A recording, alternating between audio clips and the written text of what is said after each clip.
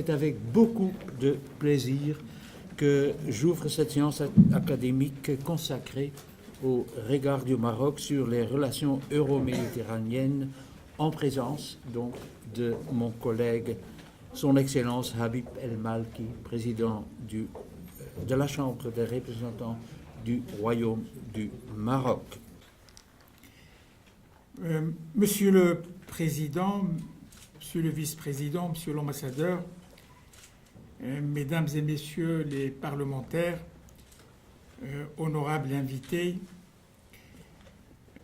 le modèle marocain qui, dans une période fortement tourmentée, essaie de jouer son rôle pour modérer, pour moduler, pour trouver les solutions équilibrées.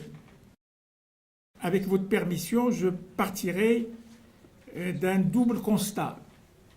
Un double constat qui est largement partagé, qui est admis par les décideurs politiques, par la société civile, par les opérateurs économiques.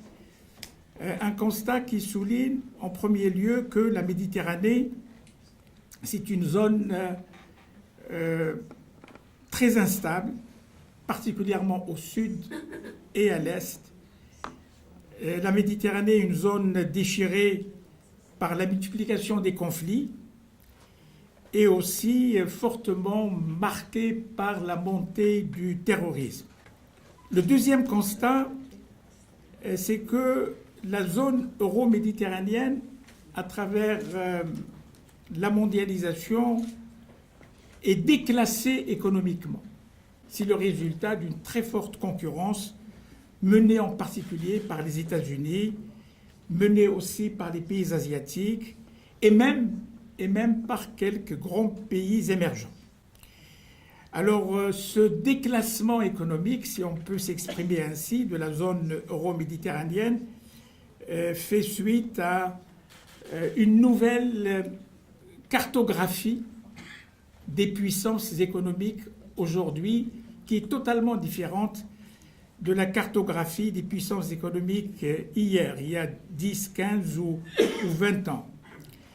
Ces nouvelles configurations, dont la compétition au plan international doit susciter, de notre part, pays appartenant à la rive nord de la Méditerranée, pays appartenant à la rive sud de la Méditerranée, une réflexion pour pouvoir rendre la zone euro-méditerranéenne un pôle de développement économique et social et culturel, bien entendu, préservant l'environnement et aussi un moteur de la croissance économique à l'échelle mondiale. Seule une nouvelle stratégie basée sur une nouvelle manière de concevoir et de pratiquer le partenariat pourra véritablement nous aider à mieux percevoir l'avenir et à dégager de nouvelles perspectives. La déconstruction de l'Europe est une menace pour la paix. C'est une menace pour la paix dans la région, mais aussi une menace pour la paix dans le monde. L'Europe a été toujours considérée par le Maroc comme une option stratégique, et pour des raisons multiples, des raisons liées à la proximité géographique, des raisons historiques, des raisons culturelles, des raisons d'affinité, un ensemble de facteurs qui expliquent pourquoi, depuis plus de 50 ans, le Maroc a toujours considéré l'Europe comme une option stratégique, c'est-à-dire une option qui n'est pas liée à l'humeur, qui n'est pas liée à une quelconque mode, qui n'est pas liée à l'instabilité de la conjoncture, mais véritablement l'un des fondamentaux de la politique marocaine, l'un des fondamentaux de la diplomatie marocaine. Le Maroc joue dans la région, rive sud de la Méditerranée, un rôle moteur, un rôle d'anticipation, je dis sans exagération, un rôle de leader dans ce domaine combien difficile, mais combien déterminant pour l'avenir de l'humanité. Il y a un changement de registre nouveau, extrêmement inquiétant, suite à la montée des populismes dans plusieurs pays européens que nous vivons, que vous vivez de manière directe ces dernières années. Ceci doit nous interpeller aussi.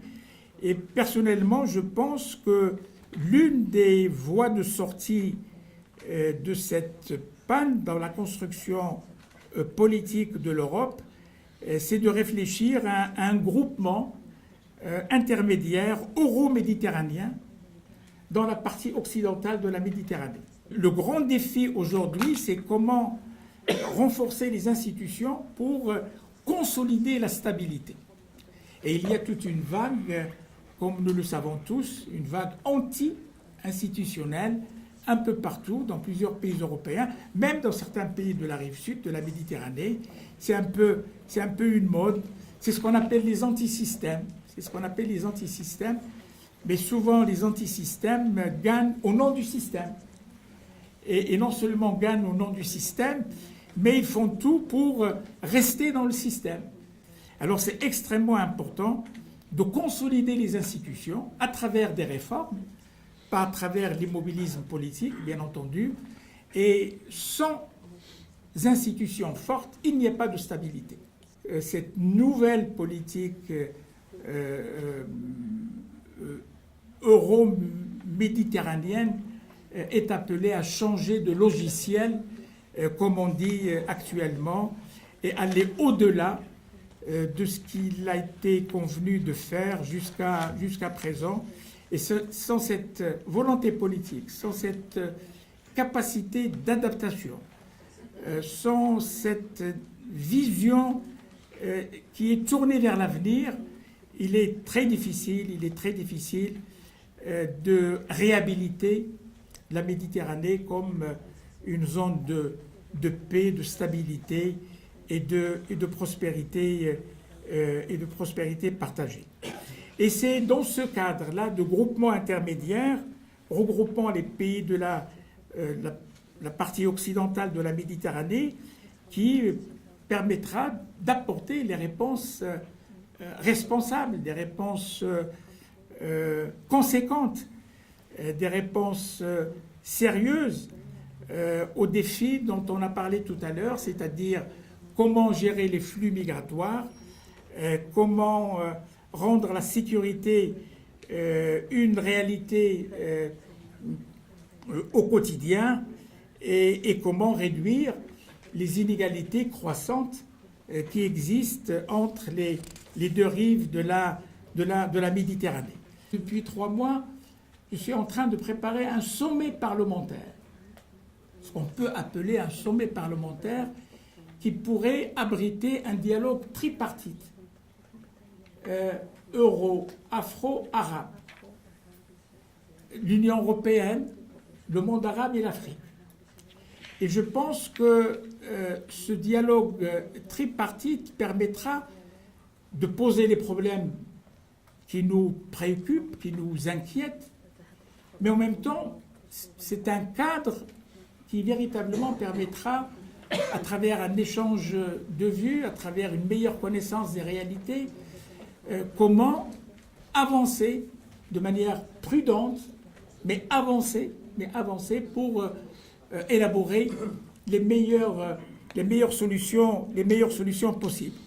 Dans le domaine de la gestion des flux migratoires, dans le domaine de la sécurité, dans le domaine de la défense de l'état de droit, des droits humains, dans le domaine du transfert des nouvelles technologies, dans le domaine des investissements, dans le domaine de l'économie numérique, dans le domaine de l'éducation, dans le domaine de la culture, mais aussi dans le domaine de l'environnement à travers